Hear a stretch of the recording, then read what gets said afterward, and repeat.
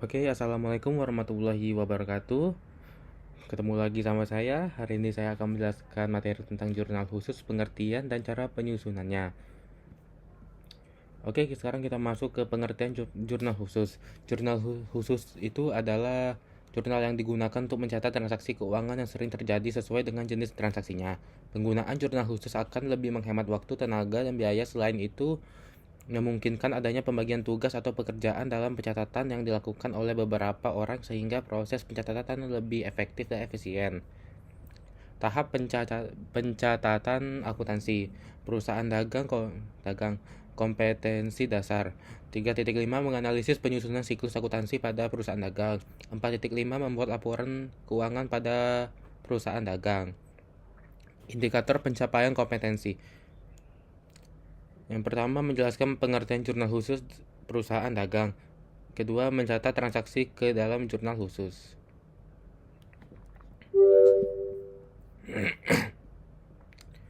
Nah, jurnal umum dan jurnal khusus ini ada perbedaan. Yang pertama itu jurnal umum. Itu terdiri dari 5 kolom. Kedua, pencatatan transaksi dilakukan secara kronologis. Posting dilakukan setiap kali terjadi transaksi. Digunakan untuk perusahaan yang jumlah transaksinya masih sedikit. Yang kedua itu ada jurnal khusus, yaitu jumlah kolom menyesuaikan kebutuhan pada kelompok transaksi. Pencatatan transaksi dikelompokkan sesuai dengan jenis transaksi. Diposting dilakukan secara periodik di akhir bulan. Nah, jurnal penerimaan kas digunakan untuk mencatat transaksi penerimaan uang tunai. Contohnya, penerimaan piutang, penerimaan dari penjual tunai, setoran modal, penerimaan pinjaman utang, menerima pendapatan bunga bank. Oke, kita masuk soal yang pertama, jurnal penerimaan kas, yaitu Tuan Raka menyetorkan uang tunai sebagai penambah modal sebesar 10 juta. Bukti nomor 1. Pada tanggal 1, setoran modal dilakukan di debit kas bertambah 10 juta, lalu dikredit di akun serba-serbi modal bertambah sebesar 10 juta. Lalu yang kedua, dijual secara tunai barang dagangan seharga 1 juta dengan memberikan diskon sebesar 10%. Bukti nomor 2. Pada tanggal 1, setoran modal dilakukan di debit kas bertambah 10 juta. Lalu dikredit di akun serba-serbi modal bertambah 10 juta. Lalu pada tanggal 3, kas masuk di debit 900.000. Potongan penjualannya itu 100.000. Lalu dikredit penjualannya 1 juta. Di akun serba-serbi, akun modal bertambah sebesar 10 juta. Oke, selanjutnya dampak dijual barang dagangan pada toko idola seharga 2 juta dengan syarat pembayaran 3/10, 1/30, faktur nomor 291. Soalnya diterima pembayaran transaksi tanggal 2 Januari, bukti nomor 3. Pada tanggal 1, setoran modal dilakukan di debit kas masuk 10 juta, lalu dikredit serba-serbi akun modal 10 juta. Pada tanggal 3 bisa dilihat ya, sama saja seperti yang tadi.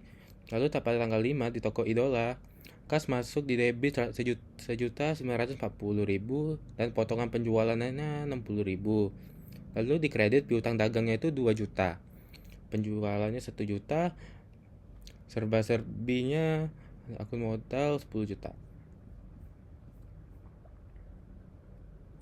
Oke, ini adalah jumlahnya. Sekarang kita masuk ke jurnal pengeluaran kas, yaitu yang digunakan untuk mencatat transaksi pengeluaran uang tunai.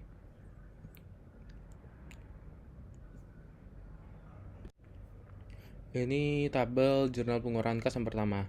Membeli barang dagangan pada toko abadi seharga 200.000 secara tunai dan memperoleh diskon sebesar 10%.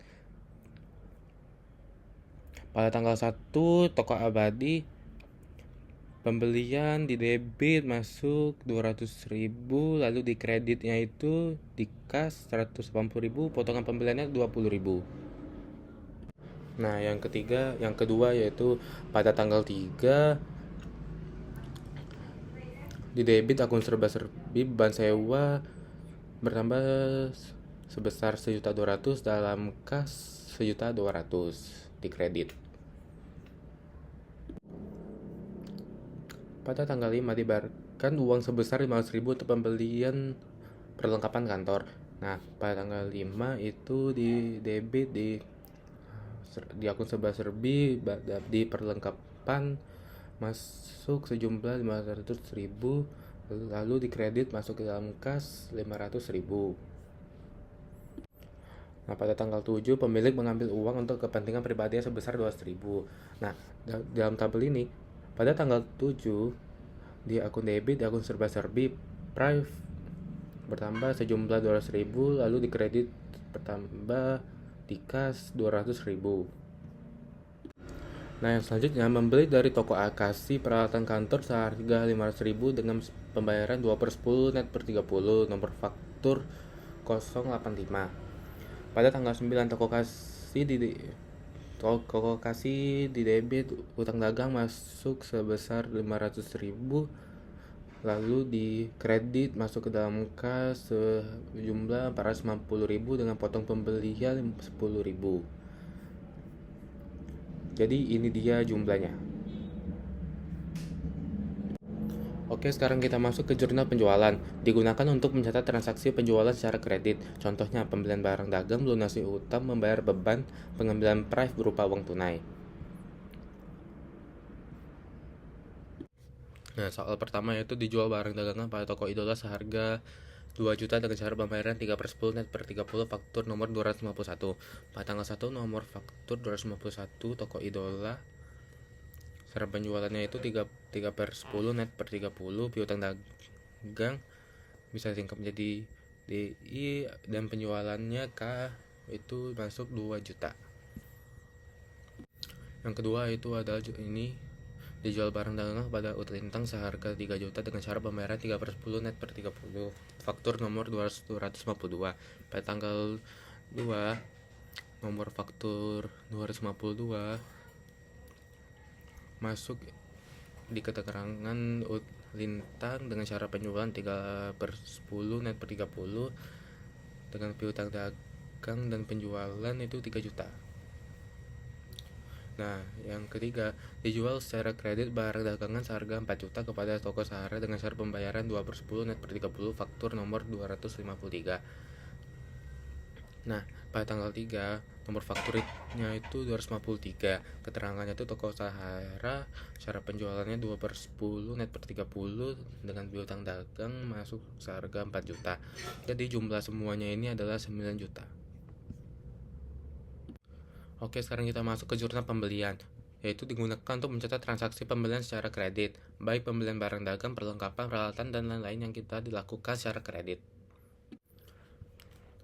Pada tanggal 1 nomor faktur 85 toko kasih dengan cara pembelian 2/10 net per 30 masuk di akun debit, di akun serba-serbi peralatan jumlah 1 juta. Jadi di dalam kredit utang dagangnya itu 1 juta. Oke, lanjut di tanggal 2 nomor fakturnya itu 552. Keterangan CV Andika ini menggunakan syarat pembelian 2/10 net per 30. Di akun debit pembelian sebesar 2 juta, lalu di kredit utang dagang juga 2 juta. Pada tanggal 3 nomor faktur 365. Toko Rahayu melakukan pembelian dengan syarat 3/10 net per 30. Di akun debit pembeliannya sebesar 3 juta, lalu di kredit utang dagangnya 3 juta.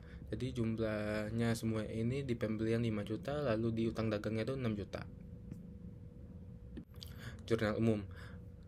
Sekarang kita masuk ke jurnal umum, yaitu mencatat transaksi yang tidak bisa dicatat pada keempat jurnal khusus di atas, retur pembelian kredit dan retur penjualan kredit.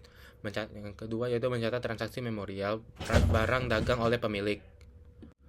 Nah, yang pertama itu dari tabel jurnal umum, yaitu dikirim nota debit kepada CV Andika untuk barang yang dikirim kembali karena rusak seharga 300.000. Pada tanggal 1 CV Andika keterangan utang dagang masuk ke debit 300.000, di retur pembeliannya kredit seharga 300.000. Lalu yang kedua dikeluarkan nota kredit pada toko Mandala atas barang yang diterima kembali karena rusak seharga 200.000. Pada tanggal 2 retur penjualannya 200.000 dengan piutang dagang tidak ada. Dengan piutang dagangnya 200.000 juga.